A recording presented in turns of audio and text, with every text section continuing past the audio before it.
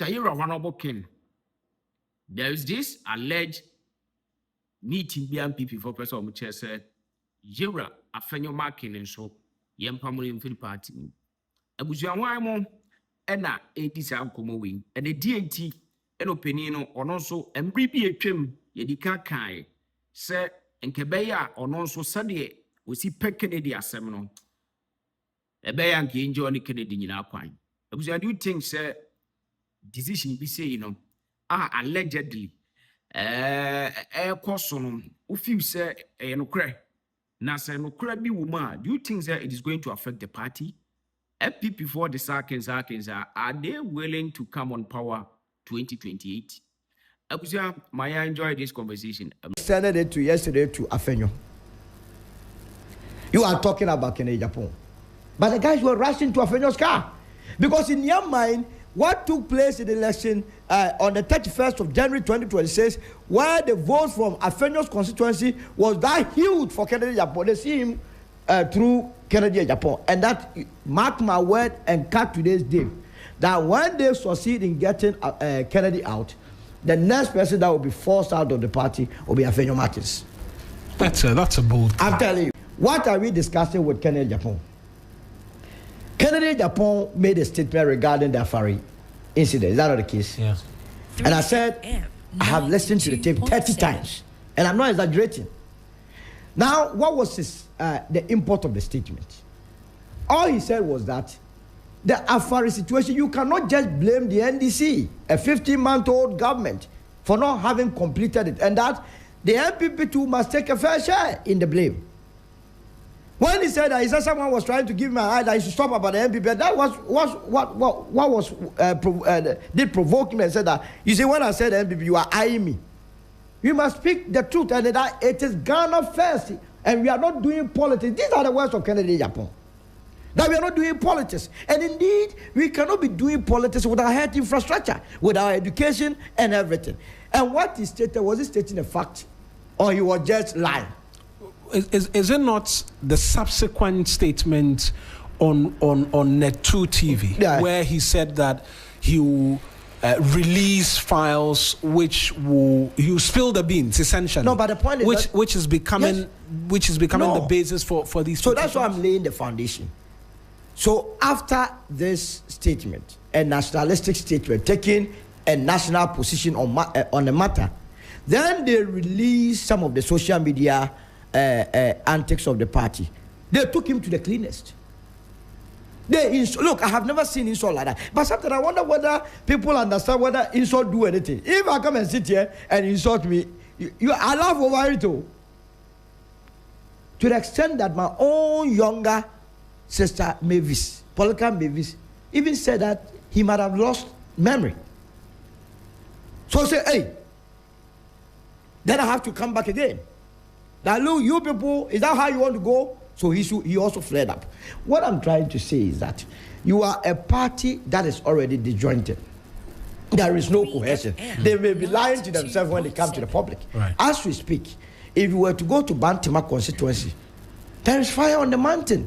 The constituency chairman Fifi, MP Asanso, and other executives, they are fighting. And it's all over social media. And they are not ashamed of that. They come openly and say that this one wants to tamper with the album. I'm not going to allow that. I also want to tamper. This is what is happening. You go to Nkoko constituency, people are fighting among themselves. Instead of you being so tactful and then know your difficulty and see how best you would resolve the issues. I know your time is getting good, but in concluding, and by the way, this petition that has been said, do you believe in your heart of heart that those young men that send the petition, they are not being pushed by some bigger hand somewhere? This is politics. Oh, yeah. There's we are told there are members of parliament as well involved. Have you got it, the members of parliament? No. I can tell you there that. Were no details at least. Yes, from you know that. I know at least that young man called Charles Opoku, that they call him Presido. What gravitas does he have in this party too? And he's granting interviews all over the place. If he's a co-equal to Agyapong, because he has a hand that is backing him. He is just speaking the truth. All right. Stating the obvious, yet the party has a huge problem with it. It serves them right. They must learn something out of it. That politics, they say politics is a mafia game. I don't believe in that. It must be a decent game. It is for nation building. Let honesty dictate whatever we do in our politics. You see, where we have gotten to in our lives is about Ghana. Yeah. Now, we have done the over-partisanship for far too long. If Ghana does not develop, all these political parties in there will not get anywhere.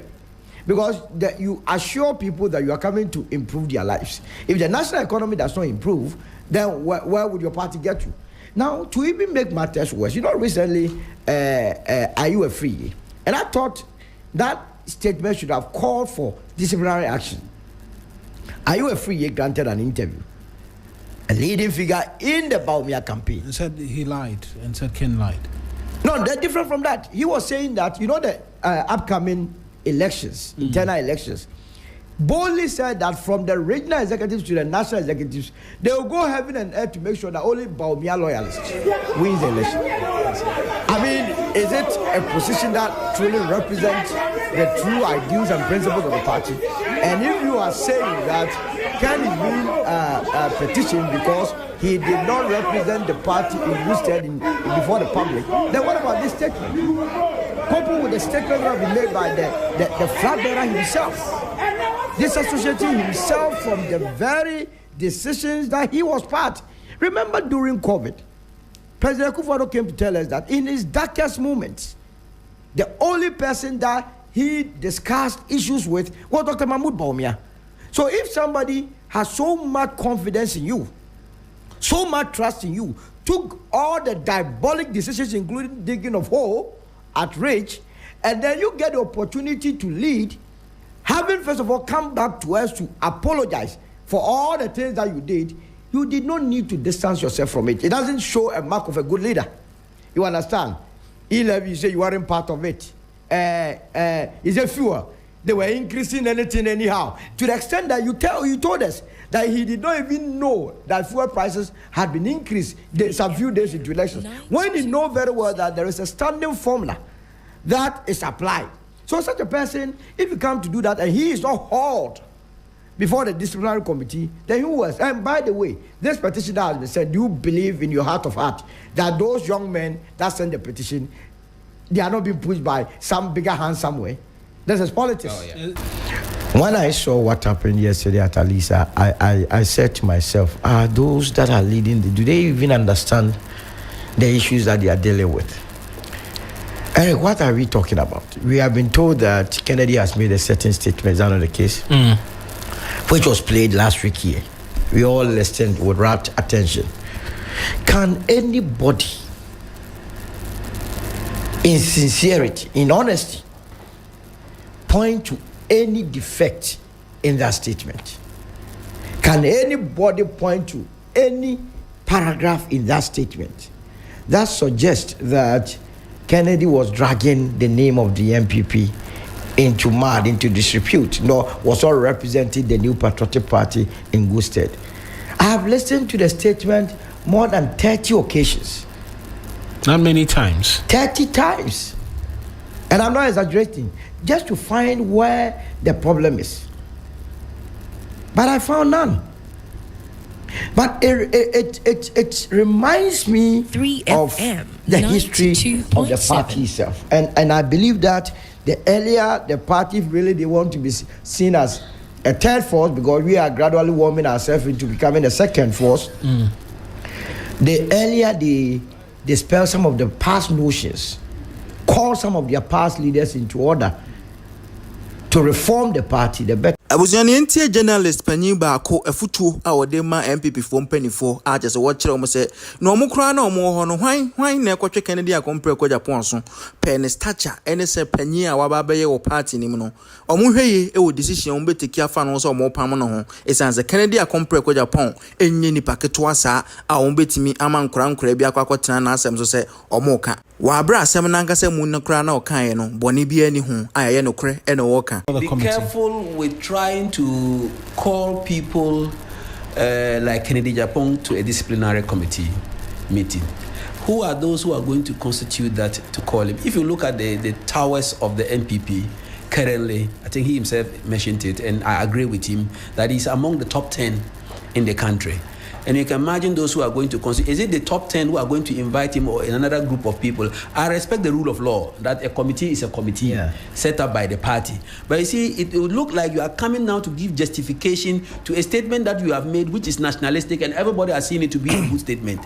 What is there in it for you to call him? I think the committee should be very careful and do not worsen the matter and make Kennedy Agyapong feel belittled, and he may take a decision that may not be favorable for the party, just like Alan Chiramantin, and their numbers will keep dwindling.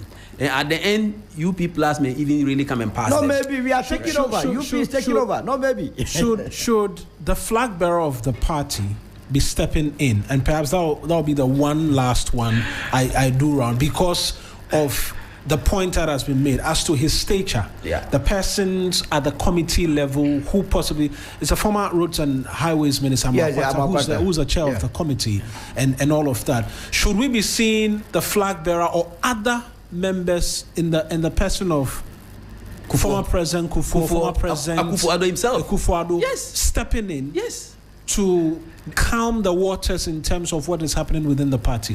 I'll just be quick. They are lucky. They have, let's say, they have three prominent people who can call people to order.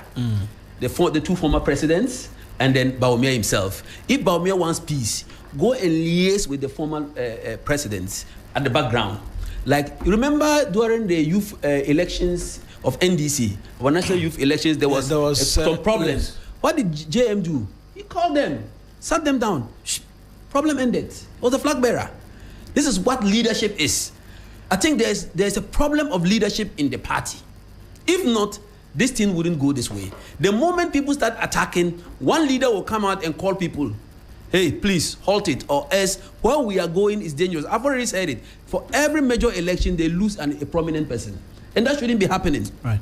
That shouldn't be happening. So to me, there's no need they're calling for any disciplinary action. To me, if they want to worsen it, they can call him. What is going on is like working to do away with another main figure.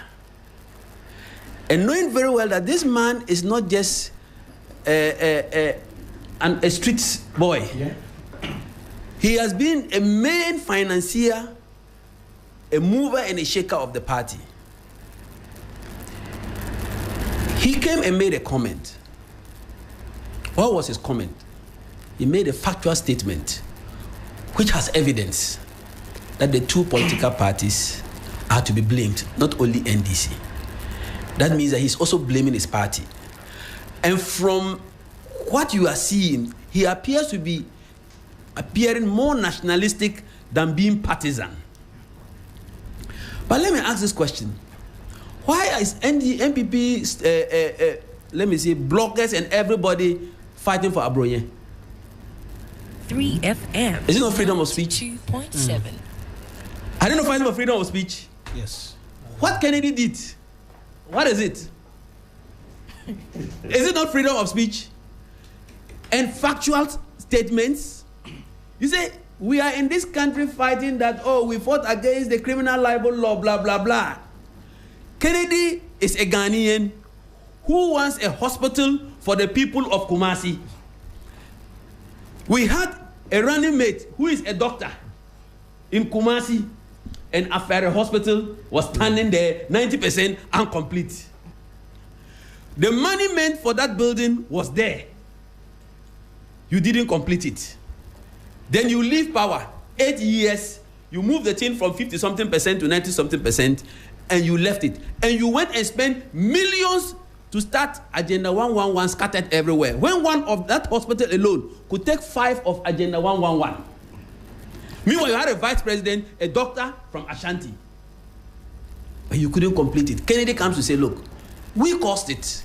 Not only NDC. At least, NDC came and cut the salt in 2014 for them to start, left power after 2016.